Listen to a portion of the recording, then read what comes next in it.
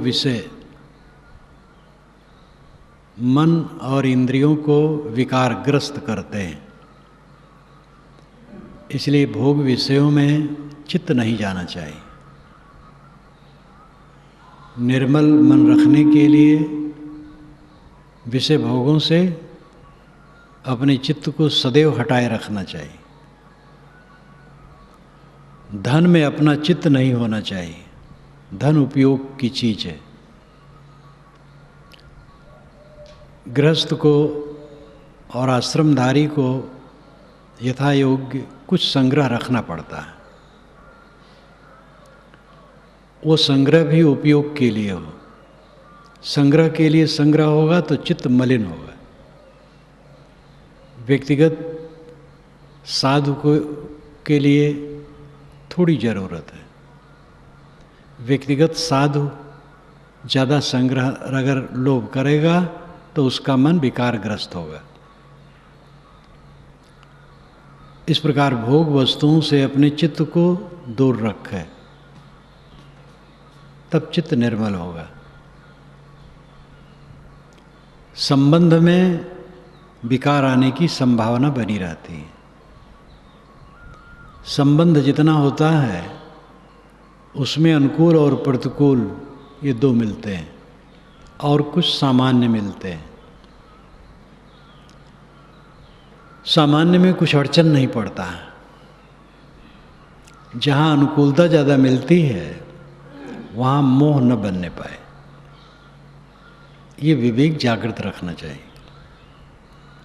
जहाँ प्रतिकूलता मिलती है वहाँ द्वेष न बनने पाए, क्योंकि प्रतिकूलता मिलती है, कोई कटु कहता है, व्यवहार उल्टा करता है, कोई वस्तु छीन लेता है, या और भी ऐसे कुछ होता है। वस्तु छीनने वाले तो कम होते हैं। प्रायः होता है कि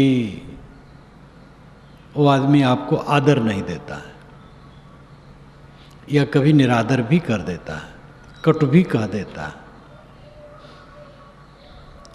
आपके प्रति दूसरे में बुराई भी कर देता है, तो वहाँ पर द्वेष बनने की संभावना होती है। वहाँ भी द्वेष नहीं बनना चाहिए। सावधानी ये होनी चाहिए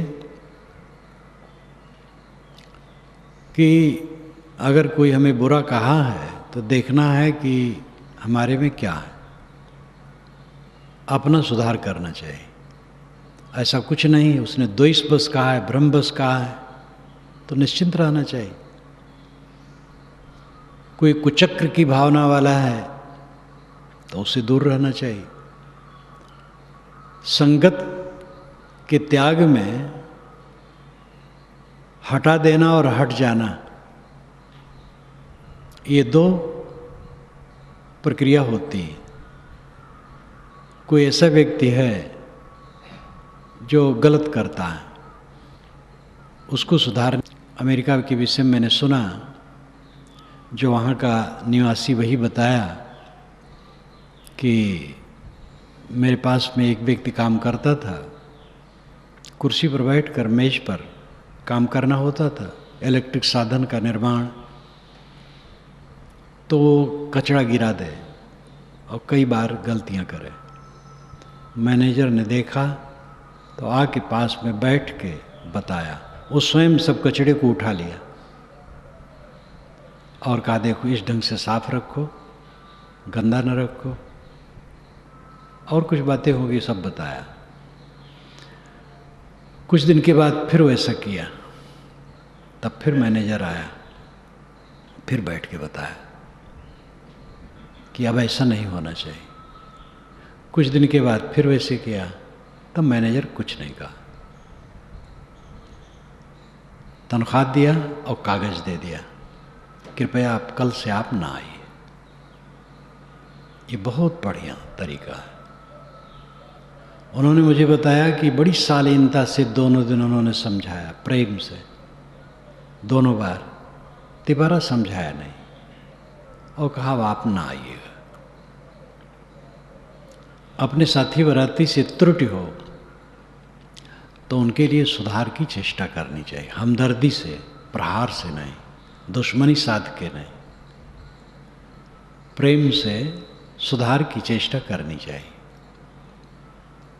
एक बार दो बार सुधारने का प्रयास करें, नहीं सुधरे तो प्रेम से ही उसको कहना चाहिए कि अब आप अपना रास्ता अपनाइए, साथ नहीं बनेगा, दुश्मनी से नहीं, वैर से नहीं, विरोध करके नहीं, प्रेम से उसको दूर करना चाहिए।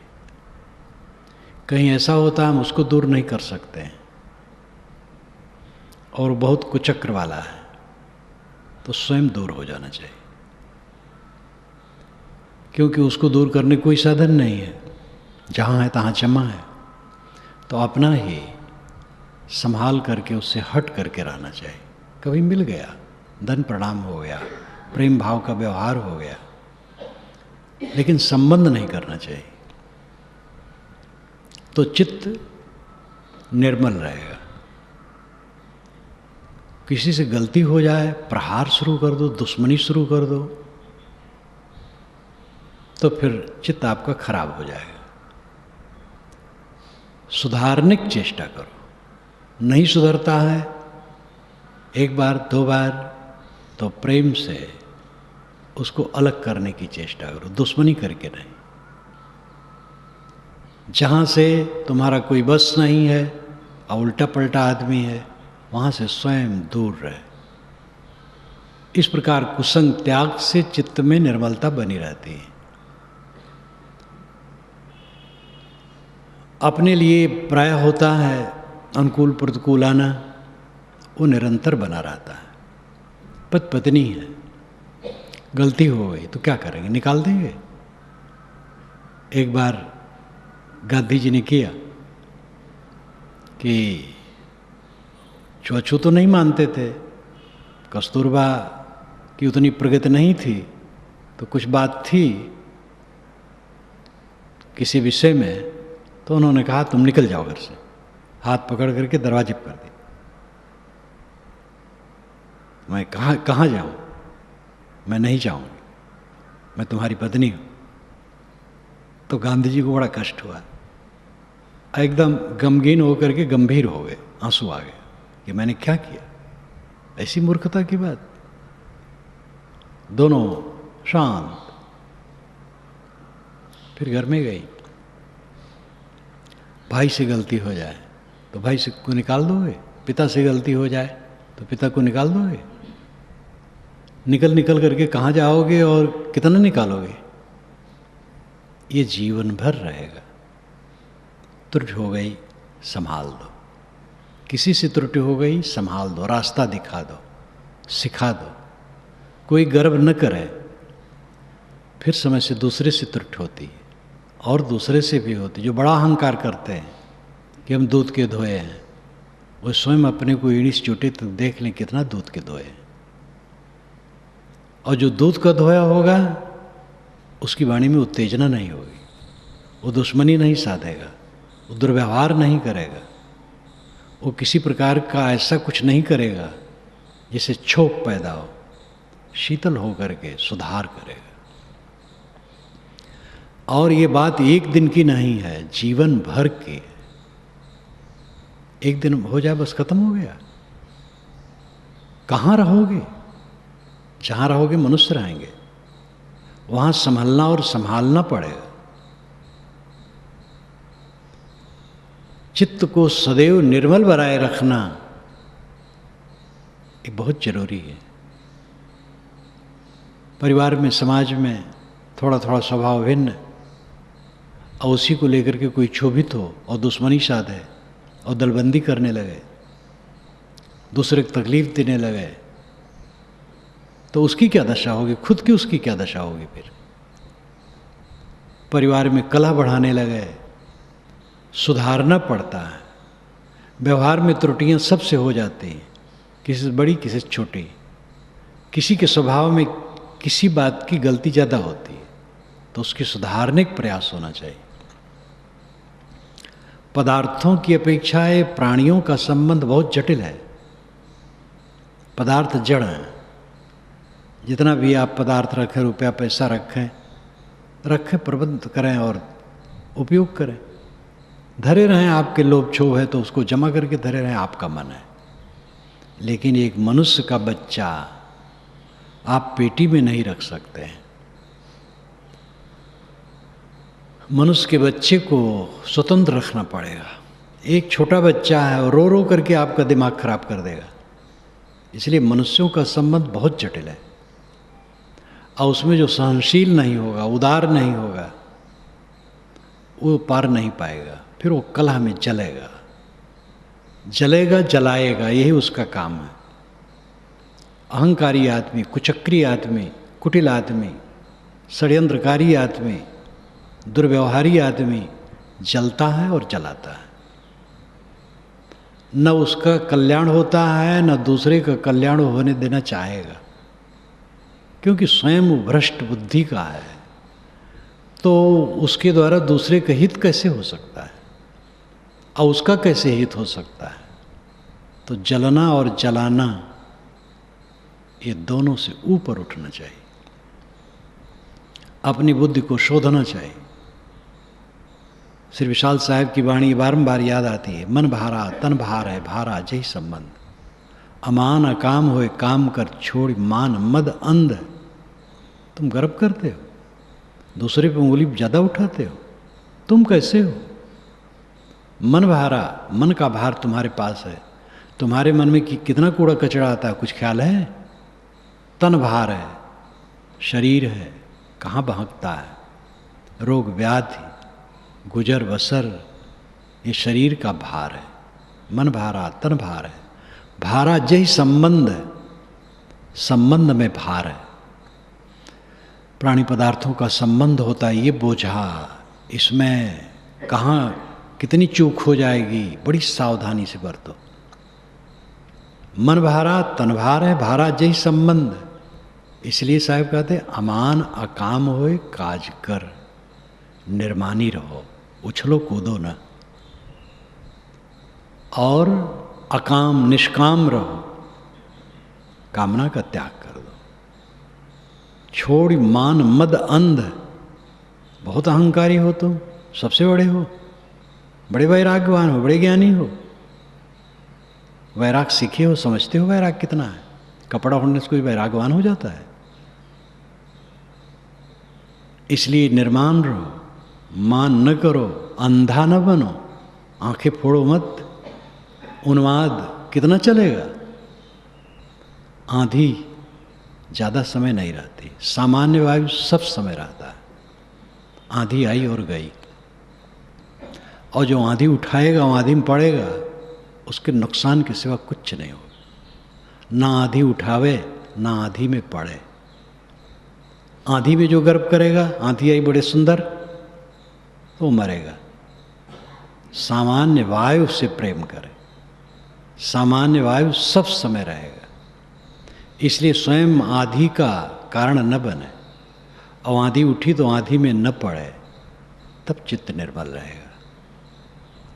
राजनैतिक, सामाजिक, पारिवारिक आंधी आ जाती है, क्योंकि कुचक्री दुनिया में बहुत है,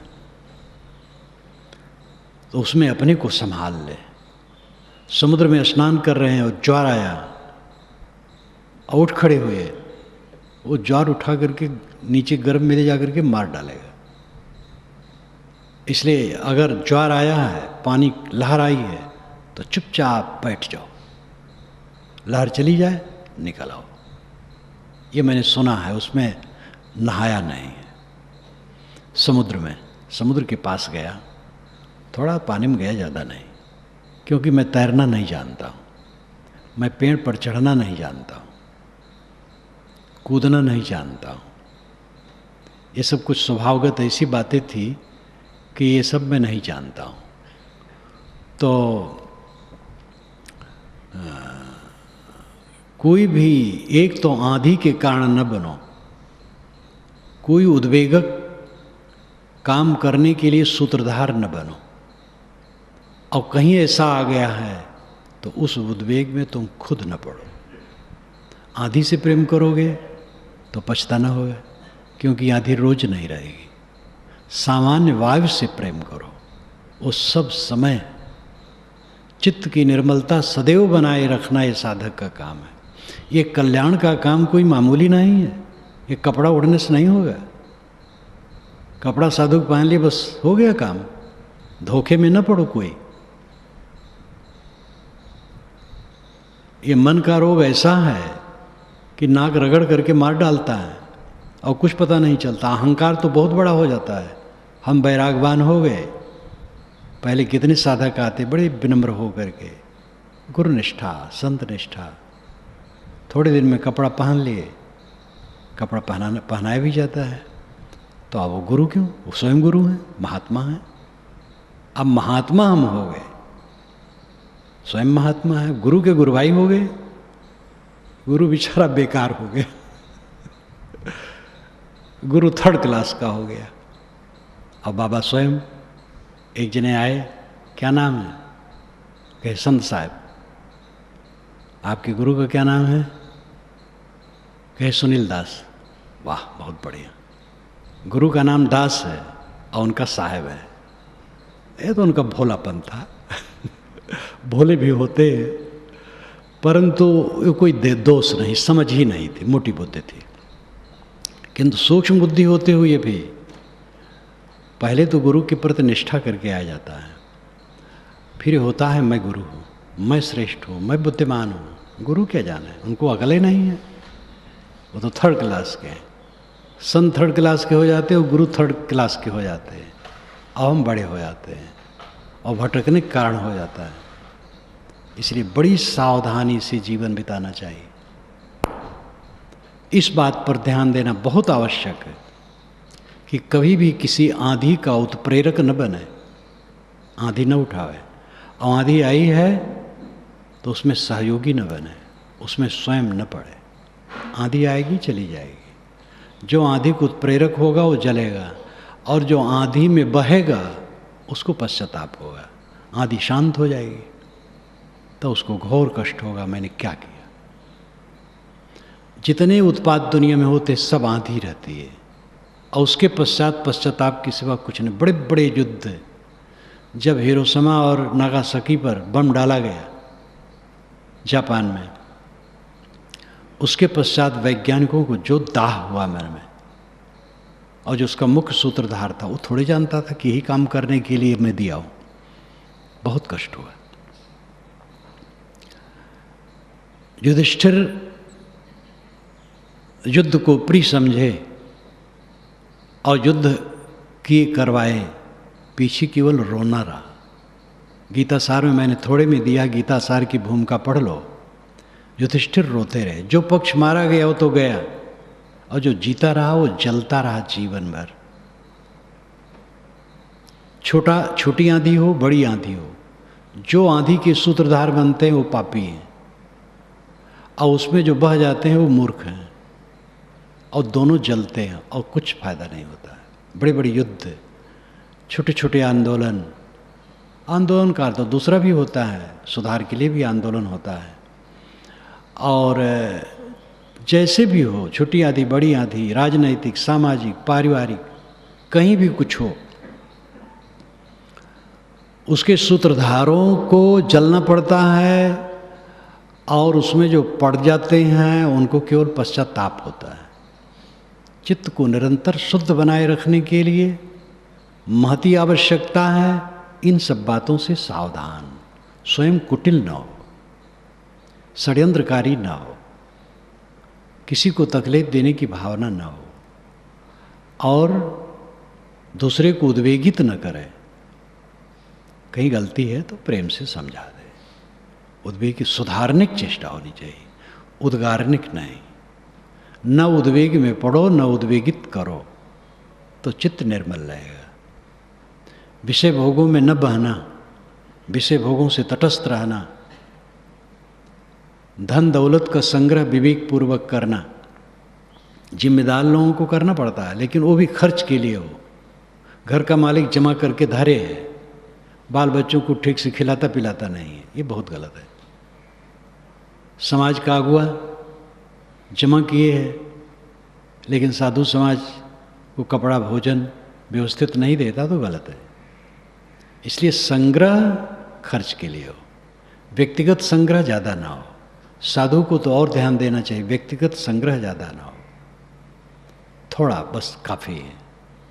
इस प्रकार भोगों से दूर, धन दौलत पर विवेक विचार दृष्टि और संग कुसंग में सावधानी, उद्वेगित न हो, उद्वेगित न करे, और ऊंच नीच स्थितियां जो आती हैं उन सब में समता धारण करके, धीरज धारण करके चले तो चित्त निर्मल रहेगा, सुबस रहेगा, सुखी रहेगा। ये पूरा संसार कूड़ा कचड़ा है। सब आदमियों को विवेक नहीं है, ये वेशधारियों को भी सबको विवेक नहीं रहता है। वेश तो धर लेते हैं, उनमें भी उनका दोष नहीं है। अनेक जन्मों के कूड़े कचड़े मन में भरे, वो समझ ही नहीं पाते। तो कहाँ कितना कब क्या उद्वेग आता है, क्या होता है, कुछ पता नहीं है। इसलिए बहुत सावधानी से बर्ताव करने की आवश्यकता होती है। ये मन का सारा जाल है और मन आपके हाथ में है। मन कोई स्वतंत्र वस्तु नहीं है, लेकिन मन को समझ लेना, मन को निर्वाल लेना, मन को ठीक कर लेना बहुत बड़ी बात है। और इसी के लिए जितने यहाँ विरक्त लोग आए हैं, गृहस्थ लोग आते हैं, सबका उद्देश्य एक है, चित्त की निर्मलता निरंतर बनी रहे, जिससे सुबह और शांत रहे, नींद खुले, आराम से चित्त तनाव रहित रहे, कोई काम करें प्रसन्नता भरी रहे। बिस्तर पर जाएं, कोई वितर्क न हो मन में, उद्वेग न हो कि करवट पट करवट बदलते रहें, नींद न आवे। बिस्तर पर जाएं, शांत सो जाएं, सुख की नींद रात भर सोएं, फिर सुबह उठें, काम करें। ये उद्देश्य रखो और इसमें सावधान रहो। जो सावधान नहीं रहेगा वो बहेगा और फिर अपना ही कर्मफल भोगेगा। उसको कौन सुधार सकता है? जो स्वयं विवेक से न चले और किसी के विवेक की बात को न माने, बूढ़े बुजुर्गों, गुरुओं, संतों, समझदारों, माँ बापों की बात न माने, उसके लिए फिर कल्याण कहाँ है? लकड़ी कहे लोहार से, तू मत जा रे मोही, एक दिन ऐसा होएगा मैं जा रहूँगी तो ही। लकड़ी लोहार से कहती है कि ए लोहार, तू मुझे क्या चला रहा है? एक दिन ऐसा आएगा मैं तुम्हें चलाऊंगी। कल माटी के लिए कहा था, ये भी लाक्षणिक है। लकड़ी और माटी ये क्या कहेंगे? बात समझाने का तरीका है। केवल लोहार को ही नहीं, हम सब को समझना है कि एक दिन शरीर जलेगा या मिट्टी में गलेगा या पानी में सड़ेगा या जमीन पर पड़ा रहेगा तो कीड़ों का भोजन होगा।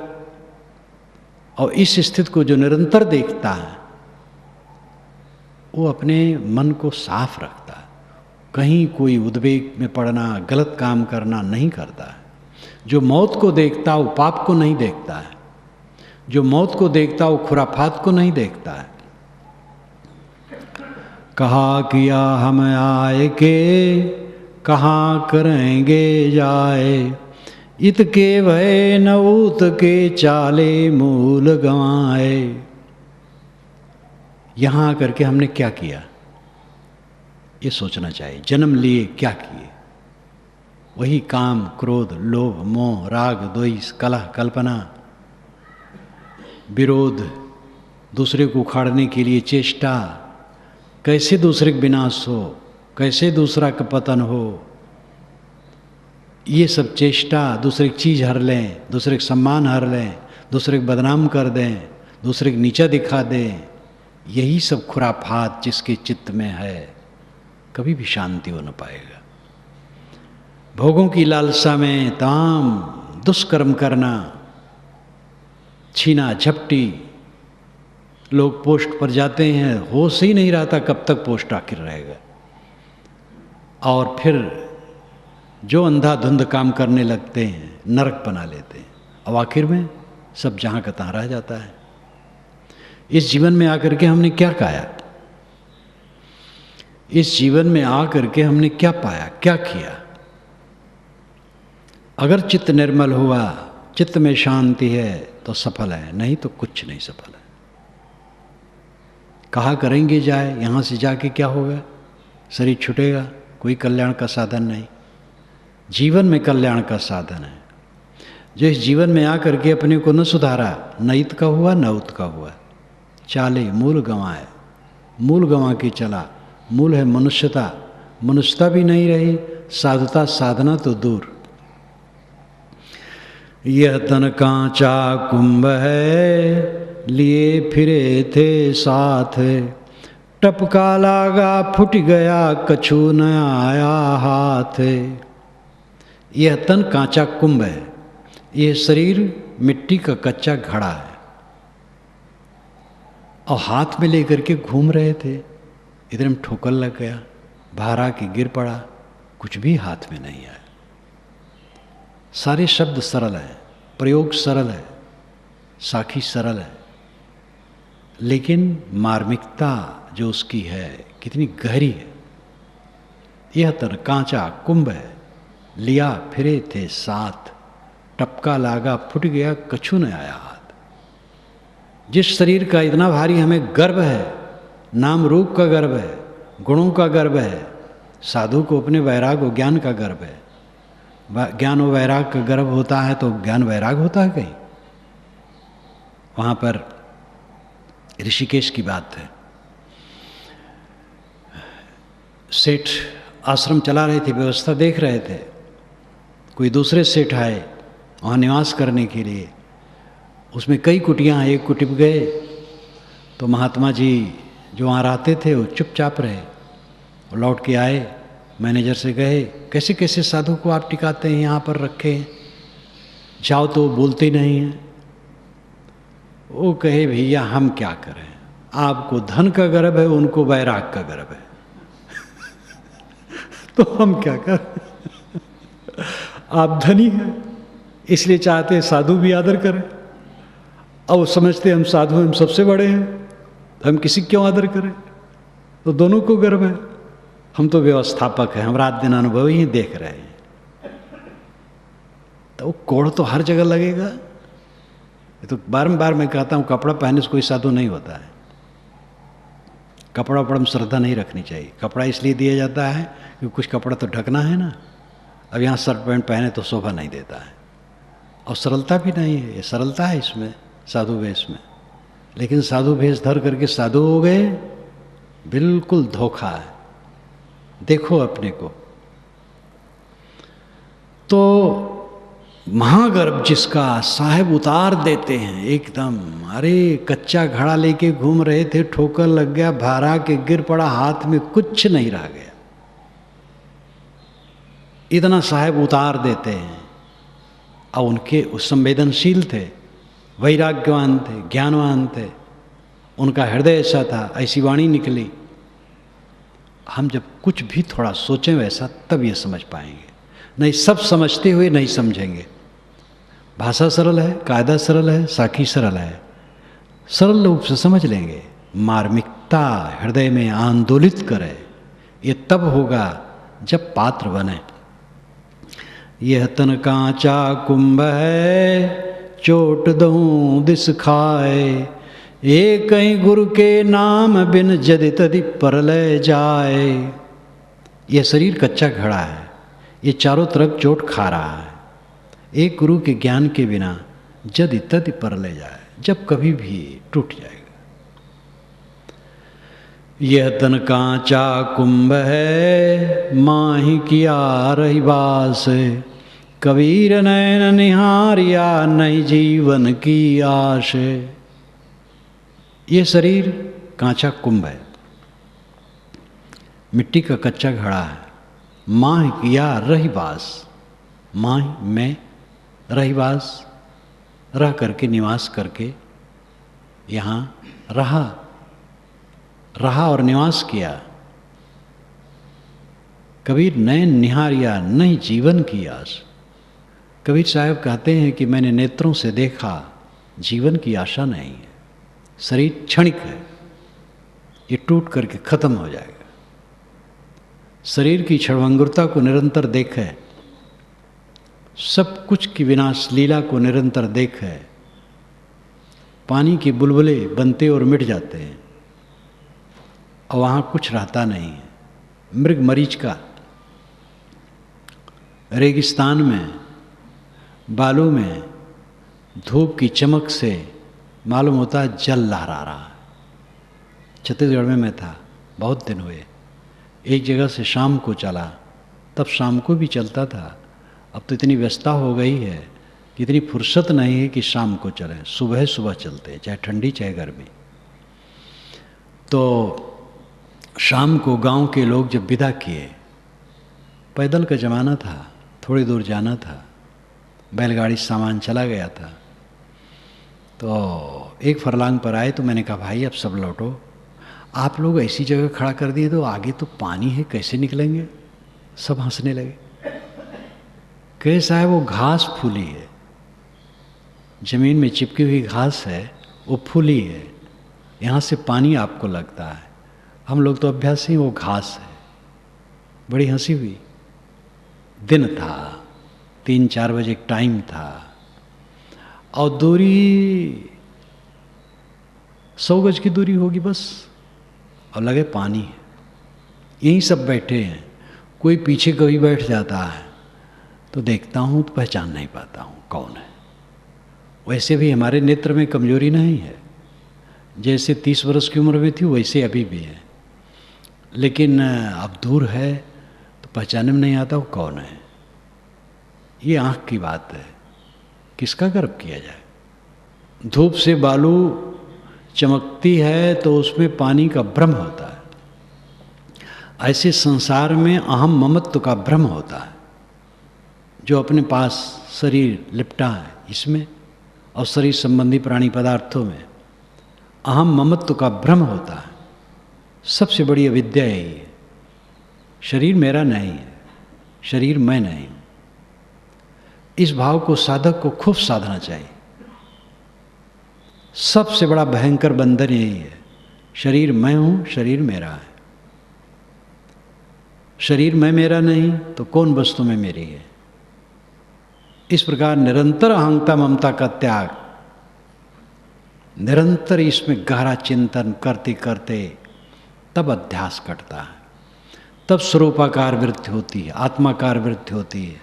आदमी की देहाकार वृत्ति है, देह में अभिमान, देह का रागरंग ज्ञान होने पर भी रहता है, वैराग साधने पर भी रहता है, क्योंकि पूरा कटा नहीं रहता है।